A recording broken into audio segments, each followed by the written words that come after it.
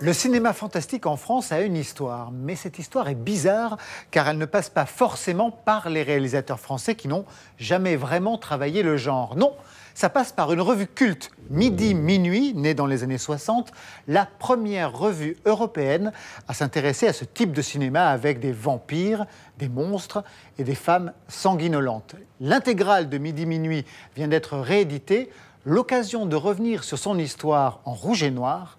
Tendance surréaliste, Benjamin Courtadon. Revue mythique du cinéma d'épouvante, fondée en 1962, Midi Minuit Fantastique, c'est cette revue d'avant-garde, aujourd'hui culte pour avoir introduit la cinéphilie fantastique en France. Pratiquement introuvable aujourd'hui, la revue connaît une nouvelle jeunesse avec une réédition intégrale copilotée par Nicolas Stanzik, journaliste passionné qu'on a retrouvé chez lui au milieu de ses archives. Ce qui m'a absolument fasciné à la lecture de l'ensemble de la collection de Midi Minuit Fantastique, c'est que c'est davantage qu'une revue pionnière. De fait, c'est la première revue à parler intelligemment de cinéma fantastique, ça c'est une chose, mais c'est beaucoup plus que cela, c'est, je dirais, une véritable revue manifeste. Et ça, on peut le voir par exemple dès la première couverture du numéro 1 en mai 62, c'est une photo de plateau en noir et blanc tirée de La Nuit du loup-garou de Terence Fisher. On y voit un loup-garou qui étrangle une jeune femme dont on ne sait si elle est en train de jouir ou de mourir, et ça, c'est vraiment extrêmement important parce que c'est la naissance d'une communauté de regard, c'est la naissance de la cinéphilie fantastique. On désigne un objet, le cinéma d'épouvante, une manière de le regarder, c'est-à-dire se focaliser sur sa dimension transgressive, subversive.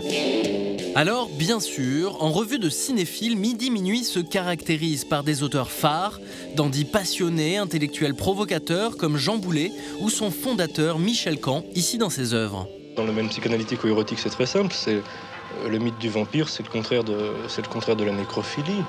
La nécrophilie, c'est le désir sexuel des vivants pour les morts. Et le vampirisme, c'est le désir sexuel des morts pour les vivants. C'est un très vieux thème qui existe depuis l'Antiquité, qu'on trouve dans tous les écrits du Moyen-Âge et qu'on trouve aussi dans le cinéma. Des sujets transgressifs ou monstrueux, le loup-garou, Dracula, Frankenstein ou King Kong. Une revue de laboratoire pour des réalisateurs comme Georges Franju ou le tout jeune Roman Polanski. Avec un vampire, il faut avoir l'ail et puis la croix. Et le pieu. Enfin, le pieu, c'est pas pour se battre avec lui, c'est pour en finir quand il est endormi. Mais aussi des pages pour l'avant-garde littéraire et artistique de l'époque. On retrouve les plumes de Roland Topor, de Ionesco, des poèmes de Viande, des surréalistes comme Pierre-André de Mandiargue, des textes du peintre Félix Labisse. Donc c'est vraiment quelque chose de foisonnant qui fait le pont entre des différents mouvements, le surréalisme, une certaine culture littéraire, la jeune cinéphilie fantastique.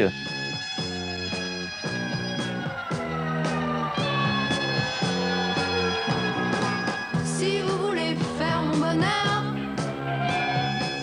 emmenez-moi voir un film d'horreur. Tout un maelstrom pop, mais qui, au-delà de la qualité littéraire frappante des textes, du sublime de certaines images, ouvre aussi, dans la France gaulienne de l'époque, un discours libéré, ouvertement sexuel et contestataire. Midi Minuit, c'est l'une de ces multiples avant-gardes qu'il faut mettre en parallèle avec l'invention de la critique rock au même moment, dans Rock and Folk par exemple. Il faut le mettre en parallèle avec ce qui se passe au cinéma, dans la BD. Donc tout ça, ça fait partie d'un mouvement plus général, d'une avant-garde qui de fait mène à mai 68. Précurseur flamboyant, Midi Minuit Fantastique ne vivra que 9 ans, pendant lesquels naîtront 25 numéros, mais c'est aussi toute une série de magazines qui naîtront par la suite, Mad Movies, L'écran fantastique ou encore Starfix.